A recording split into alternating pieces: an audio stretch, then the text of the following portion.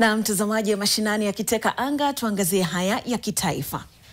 Kiongozi wa chama cha People's Liberation Party Bi Martha Karua amesema kuwa angetaka kuongoza kwa muhula mmoja akichaguliwa katika uchaguzi mkuu wa mwaka 2027. Karua alisema hayo katika mkutano wa kitaifa wa wajumbe wa chama hicho uliofanyika Ufungamano, Nairobi.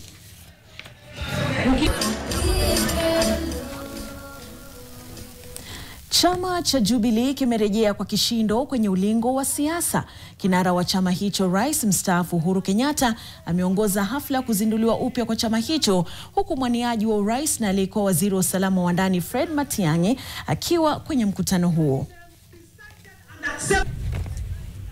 Shinikizo zinazidi kutolewa kwa gavana wa Nairobi Johnson Sakaja kurahisisha shughuli katika kaunti ya Nairobi kutoka kwa viongozi wa jiji. Sakaja ameshutumiwa na wadau kwa madai ya kupuuza usimamizi wa taka jijini, miongoni mwa mambo mengine ambayo yameshusha hadhi. Na naibu rais Profesa Kithure Kindiki ameongoza hafla ya kutoa vyeti kwa wagombea wa UDA wa viti tofauti katika uchaguzi mdogo useneta wa Baringo, maeneo bunge ya Mbeere Kaskazini, Banisa na hata Malava, pamoja na maeneo wadi 17. Uchaguzi huo utafanyika Novemba tarehe 25.